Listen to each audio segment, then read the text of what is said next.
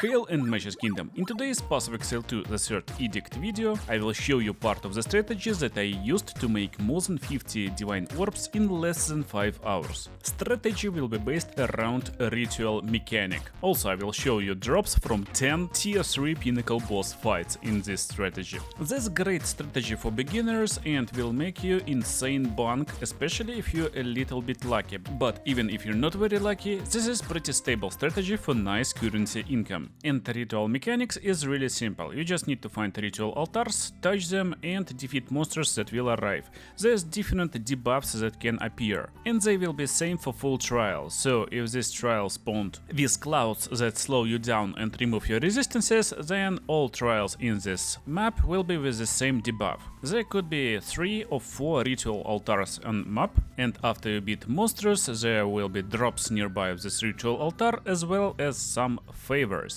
that you can buy for tribute you earn by defeating monsters in ritual altars. So as you can guess, it's really important to gain as much tribute as possible. In this video you will learn how not to get 200 tribute in rituals and instead getting thousands to buy everything you want. But what we actually want to have from rituals and what to farm. First of all, make sure to check prices on these branches. They called ritual splinters and they will be used to access ritual pinnacle boss area. And there's 2 ways how you may start doing this strategy.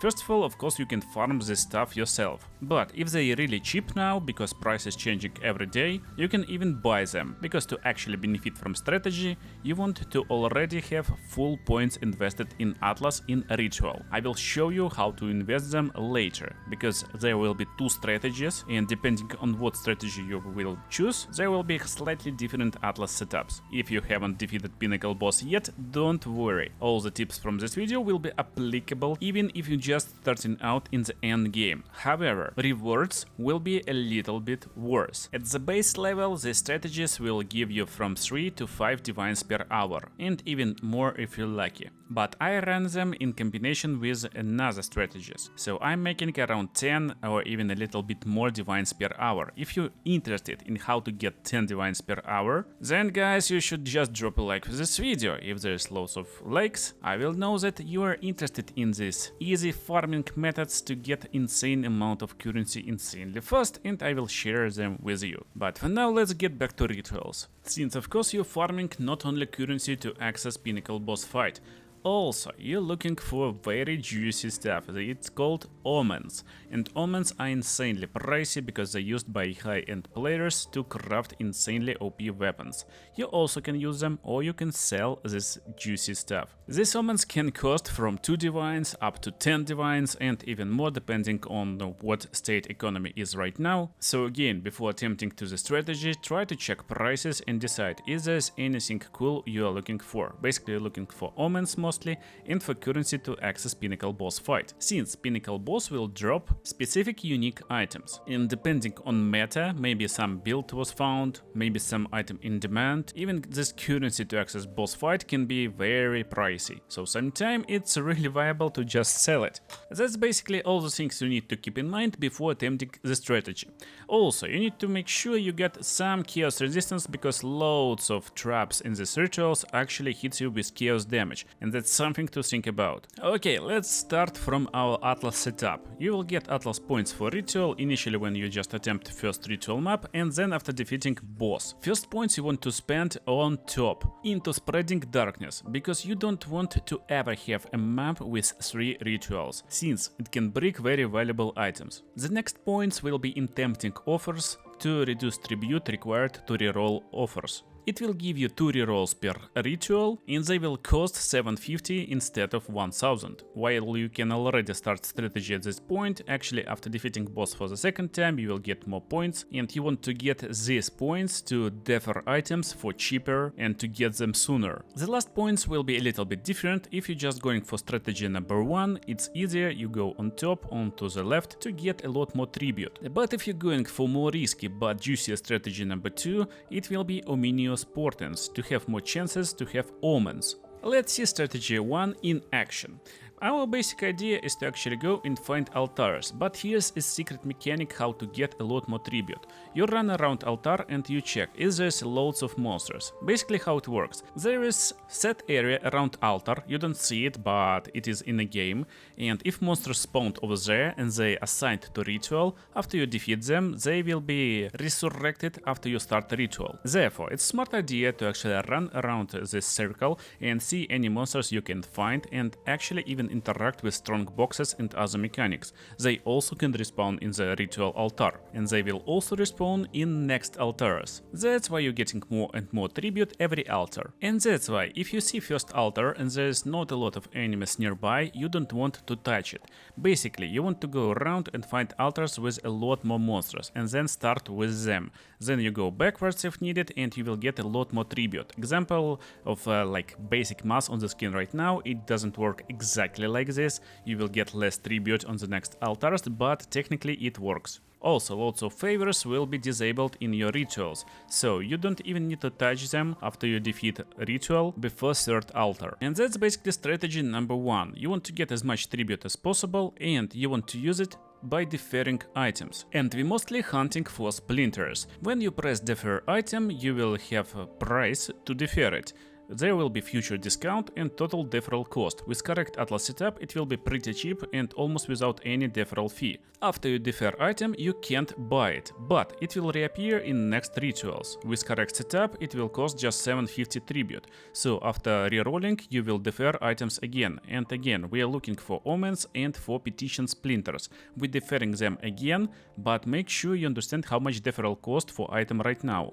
It will be cheaper next time you will defer it, but you need to make sure that after you are rolling, you will have enough tribute to defer all items again, because if you're not having enough tribute, item will get back to its previous cost, and it's very big deal, especially if you're hunting for high cost omens. This omen initially costed 25,000, and after getting back to almost like 2k price, I was a little bit off, so I almost lost it. Again, it's not lost, but next time it will be more pricey to defer it again. Also, you're deferring items not only for one map, but for next rituals too.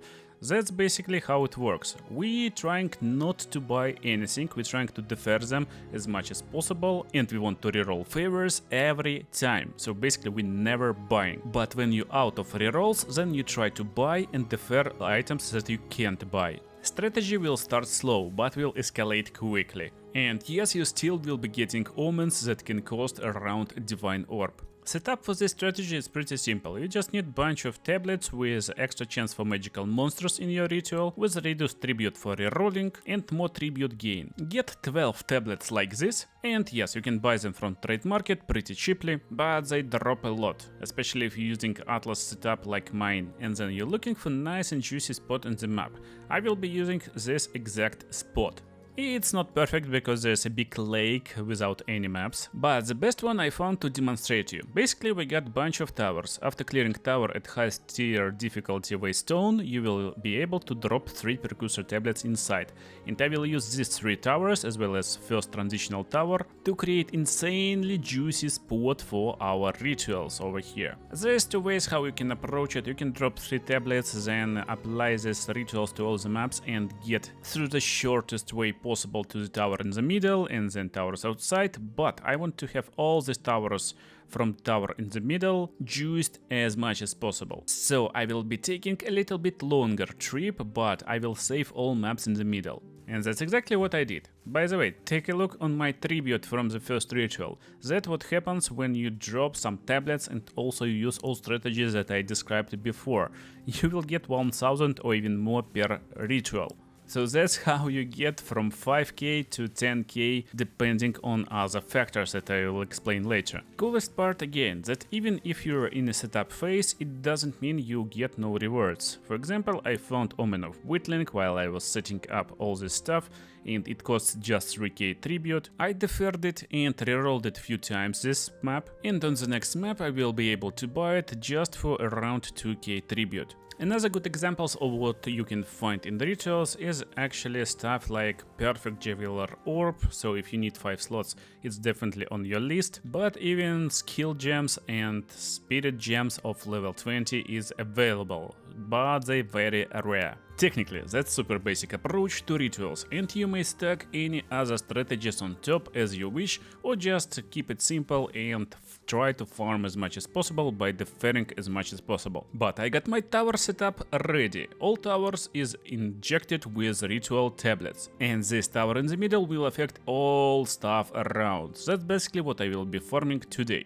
And when you get set up like this, or with 3 towers, it's also okay, you want to go into tablets that will increase chances to have omens on maps. That's basically how our strategy 2 will start. If you're worried, you can even sell these tablets for 50 exiles, basically half a divine. But guys, it's just a game, try to have more fun and don't worry. I actually got an extra tip, so we can use these diluted emotions on our waystones to inflict them with delirious effects. We want pink one that will increase pack size, and greed is also probably good that increases rarity. While rarity does not interact with ritual favors, at least as my knowledge goes, just a little bit of extra rarity on maps will help you get more better drops from the ground. And it kinda gives us better safe floor for this strategy, since again we can be extremely not lucky. But there's one more thing. There's omens that will give Chaos Orb ability to change powers of waystones, and there is rare magic monsters and pack size. That's actually what we want to do, to have more maps with more pack sizes and more rare monsters for more tribute. So let's go and try our first map. We can see right from the get-go that the amount of monsters is just insane. So we actually on this map we already got delirium content, and that's why on bunch of transitional towers I used extra delirious tablet to get delirium content on maps with rituals. It's actually pretty nice and secret stuff that you may not know yet, but delirious monsters actually respawn on ritual altars. This means when you're playing ritual and delirium at the same time, you're getting a lot more tribute, a lot more monsters, and a lot more chances to get valuable stuff faster. So that's really important one. But again, delirium can be a little bit hard for you. So this is kinda advanced stuff, and if you're not ready, just play without delirium. Still, I really recommend it, and if there is no delirium content, then definitely run delirious maps. At least a little bit of delirious on the map will give you a lot more delirium monsters and a lot more tribute to get. Let's attempt our first altar and just try to guess how much tribute I will get at the end. If you guessed around 700, maybe 900, then you're wrong. It's 1.5k tribute right from the get-go. Also, I will reset my tracker and we will see how much currency we will get from the ground. When you're playing such juiced rituals with more than 6k tribute after third ritual, well, you can buy everything and even reroll after. I call this strategy high roll fishing. And there's 2 approaches. You can use tablet that gives you extra rerolls, so you will have 4 rerolls per ritual map. This gives you ability to reroll more often. Therefore, you will get more chances to find really valuable omens, and you're looking only for them, completely ignoring petition splinters. That's not the best strategy, of course, because you will lose the petition splinters and they also cost something. Therefore, it's basically best idea to start by playing strategy 1, kind of, deferring everything, or at least very valuable stuff. Maybe you will ignore some little petition splinter stacks that will mess your rolls and make them more risky. By this I mean, when you're rolling for a second time, you probably will have not a lot of tribute at your hands.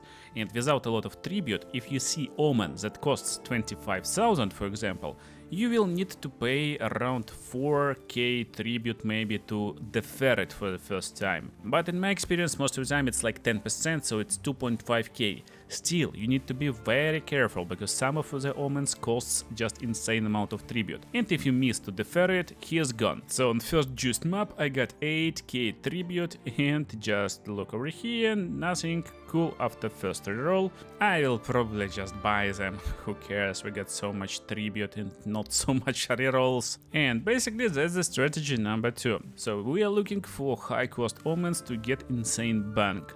And again, it can be risky if you're going only for this strategy, because you may be not lucky and you won't find omens quickly, therefore you will lose a bunch of stuff if you're just rerolling and looking for omens. That's why I really like, again, kinda strategy 1.5, where we're still deferring these petition splinters to enter boss fight at least, but still, most importantly, we're looking for omens, and we skip splinters from time to time. And it's also nice to mix with high value waystones. I will be using a bunch of tier 16 waystones that I crafted, and I will use basic ones on maps with Delirium and Delirious on maps without Delirium content.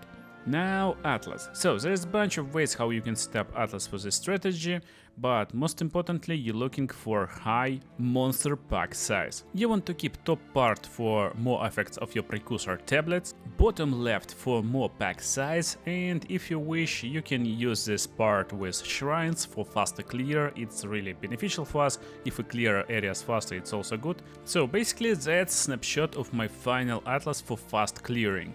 But later I decided to completely juice it and filled these circles to get more rare monsters and more magic pack size. I cleared 25 maps, and overall full strategies took me around 1 hour to set up and around 3 hours to run all the maps. That's the last map. Let's see if we can get anything cool out of it, and no, just basic splinters. So let's go into hideout. Now let me switch to mouse and we will count our profits. So first of all, how I will count profits? I will separate what dropped from the ground as well as what we got from rituals. And I'm not counting stuff that I bought from ritual like rings. For example, this amulet can be pretty okayish for some mage who need a little bit of strength, fire resistance, and also it increases maximum mana, which is great for a bunch of mages. So it can easily be sold for 1 Divine Orb or even more. I don't care, and we're not counting this in profits. I count only stuff that is stable and liquid, that I can sell instantly. For example, I don't need this uncut spirit gem, and we will instantly switch it into divines, I mean into exalts of course. I also have skill gem level 20, which will be 128 exalts, but I want to use it to upgrade my skill, still counting this into profit. So you get an idea. Now, our grand drops looks like this. With preparations, total time to prepare towers and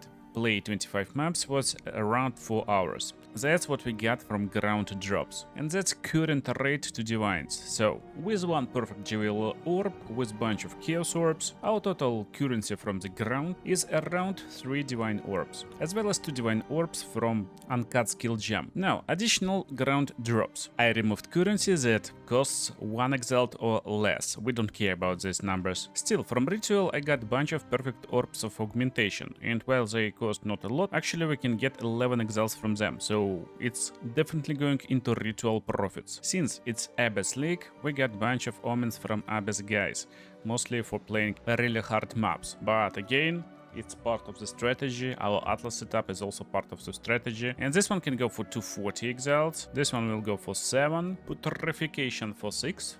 This one is really cheap. And Kulemak Invitation is for 18 right now. I will keep it. I like to play this mechanic, so it's 270 exalts from ground basically, but from Abyss League separately. Okay, 3 more divines, that's great. Now, last part from the ground, technically. It's a weird one, but you may see there's bunch of precursor tablets over here, and I'm getting all of them right now. There's actually a reason why I'm actually picking them up, mainly because I will upgrade all of them, and as you all should already know by this moment, if you're playing strategies, basically you're actually looking for specific tablets. So I'm dropping all tablets into my tab, and we will check prices and bunch of them. Maps with loads of rituals, 18 rituals, increased tribute, and rare monsters can go out for like 20 exiles or so. I'm not counting this as profits though, but it's nice to know what we're actually getting from rituals. Now, before we go into juicy omen part, let's actually check this because I forgot. This is also around 2.5 divines, but I will keep it. These omens over here will give me 30 exalts. It's not a big deal, so I will keep them. From ritual also I got perfect Juveler Orb, as well as 2 omens of Homo Coronation, Greater Chaos Orb, and 3 Greater Exalted Orbs. That's like big, good pricey currency. This will go for 12 exalts, Chaos for 7, so we got 20. This goes for 10, we got 40. And perfect Juveler goes for 30 right now. So technically it's extra 1 Divine Orb. I will keep it for my crafting projects, of course, but if you're not into crafting, then definitely you're just selling this stuff for profits. Then, on the side of Ritual, we of course ran a little bit of Delirium, as you saw basically. And now I will do my Delirium stuff. Basically we will check the prices over here, but we're never selling reds, they are pretty common. So we are reforging them to get more pinkies, and pinkies will go on sale. Also, by running this strategy, of course, we're getting loads of Simulacrum splinters, so they will go for 1 exiled per 3 splinters. Technically we got almost 100 exiles. I will keep them for running Simulacrum, but I will add 1 divine to our profits. Now these guys, 2 exiles, around 10, 15, 16, 26. Now these guys, 36. So half of divine basically from Delirium. Now let's go for juicy stuff. What we got here? We got a bunch of omens. Yeah, that's where money come from. And today is actually an unlucky day. It's not like a big and great omens, but we got 1 Whittling. I'm keeping it for my crafting projects again, but we got 147 exiles from him. We can have it. This guy will go for 116. Again, I'm keeping it, but it's 230 exiles. I got a bunch of corruptions, and they will go for 42. And I got Sinistral Crystallization, which is also 26. Last but not least, splinters, almost 900 petition splinters, and they also is sellable, 810, and they can go for 200 exalted orbs or 2 divines basically. All currency that I converted into exiles will be 9.3 divines total, plus 4.5 divines from other stuff. So my total calculations is we got 14 divine orbs from ritual and delirium strategy today. And of course I'm counting setup phase, so it's 4 hours, plus ground profits, which is around 7 divines. In total this strategy gives you around 5 divines per hour if you're unlucky. But as you can see, I got 34 divine orbs. Well, I need to remind you, if I sell bunch of omens that I keeping for my crafting projects, I would have 40 divines right now. And we started from scratch today. So how do I have actually not 5, but more than 10 divines per hour? Well, because I got a secret strategy that gives us more than 10 divines per hour. And if you want to see the strategy, make sure to comment this and leave a like for this video. I will post it as soon as possible if you're interested in this. But as you can see, I haven't sold these petition splinters because I got a little bit more. So I got 1000 petition splinters basically. I got like loads of them, and I want to add a little chapter to this video. Of course, we will go and fight Pinnacle boss right now. If you try to sell these petition splinters, we got 1950, something like this. It will be 400 exiles. Technically it's around like 4 divines, actually almost 5, I guess. Yeah, almost 5 divines.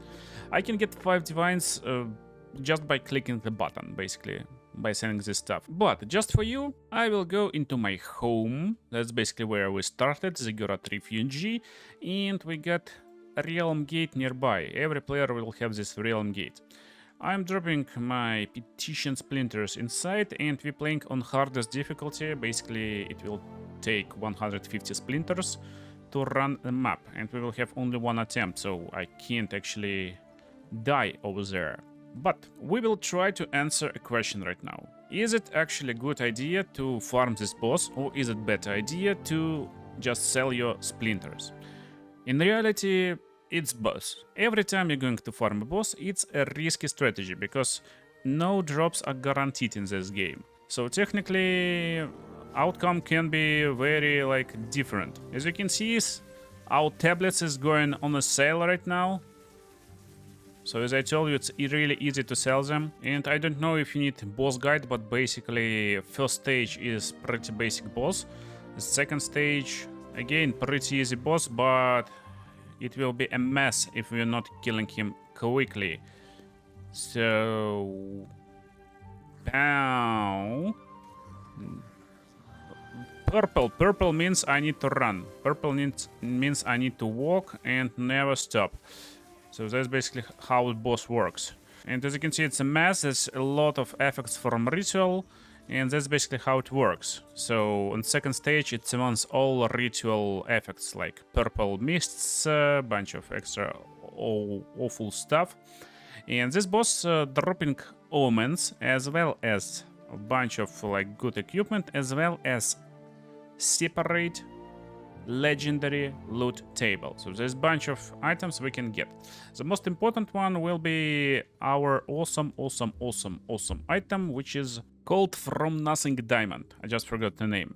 And this diamond will be with a random passive allocated. What you really need to care about is actually should you identify your item. That's a big deal because some items can be sold unidentified, so we can actually remove identification. Unidentified diamonds can be sold for like 2 divines or so, but you may kinda gamble, you may identify it, and it will have one of the random passives allocated. So I got one, and here it is, my From Nothing diamond. I got allocation with Zealot's Oath, and Zealot Oath is great. So basically that's Zealot Oath, and around this node I can allocate points. Definitely I took this 25% increased attack damage and I'm really powerful. If we check, it will go right now for like 6-7 divines. But again, it's random. Some of them will cost nothing.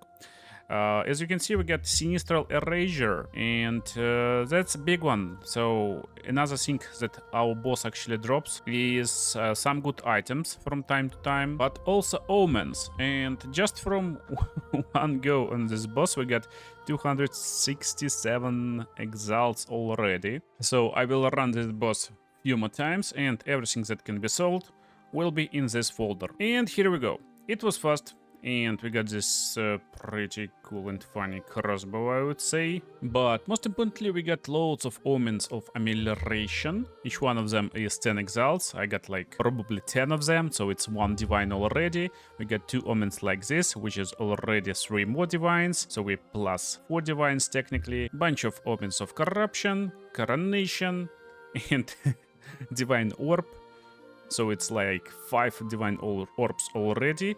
And we got Omen of Sinistral Erasure, which is 3 divine orbs. So it's plus 8 divine orbs already. And this one can go for 1 divine probably, because no one's selling them unidentified. So let's identify this helmet and see what we will have. You have no elemental resistances, but increased maximum life. It's probably like ORBS helmet or something like this. When the roll is not lucky, I like to drop quality to maximum. I like to drop artificial orb and just try to wile it, since 10 exalts is nothing, but 2 sockets is a lot better. Maybe someone will buy it, maybe it will go into my collection later, but anyway, here's the most juicy stuff. We got utility belts, and they're not really like costly when I'm unidentified, and that's ingenuity belt. So if it's not identified right now, it can go for like 5 exalts, but we will identify and try to see if we got any good rolls. This one is not a good roll.